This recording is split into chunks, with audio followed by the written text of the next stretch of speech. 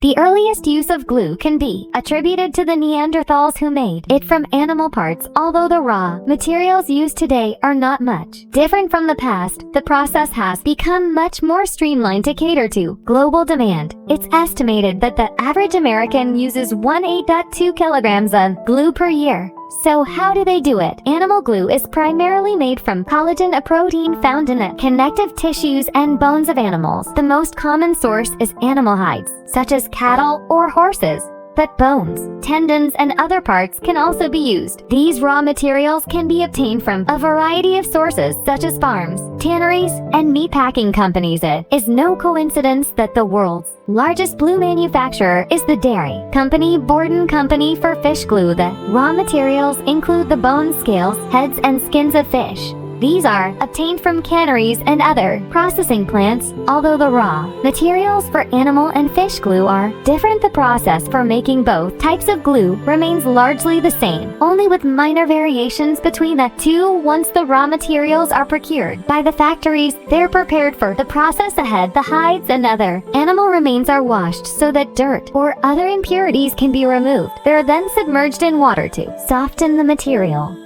This softened animal material is called stock, and it is passed through a series of water baths, in which more and more lime is added to make the hides and skin swell and break them down into collagen. The swollen hides are then rinsed in a large washing machine to remove the lime. However, trace quantities of lime still remain. The last traces of lime are eliminated by treating the stock with weak acids like acidic or hydrochloric acid.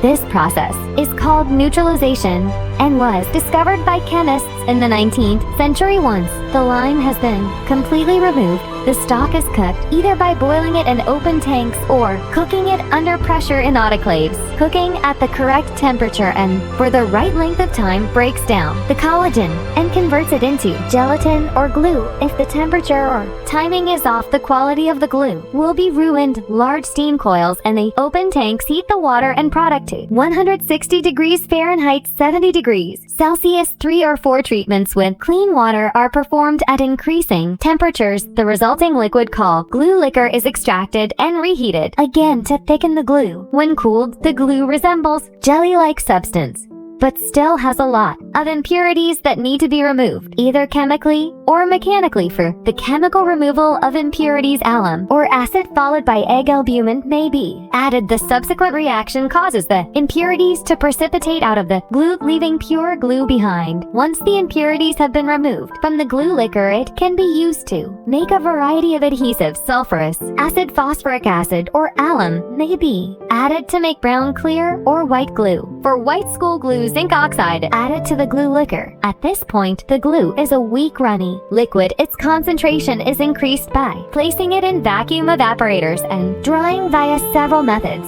The glue can be chilled into either sheets or blocks and then suspended on nets to dry and become even more concentrated after that. These are poured into different tubes, containers, and sticks for commercial use. Rather than perform a quality check at the end, glue manufacturers carefully monitor each bit of the process. This is because the temperature and pressure required to make glue must be very precise, otherwise large quantities of stock will be wasted.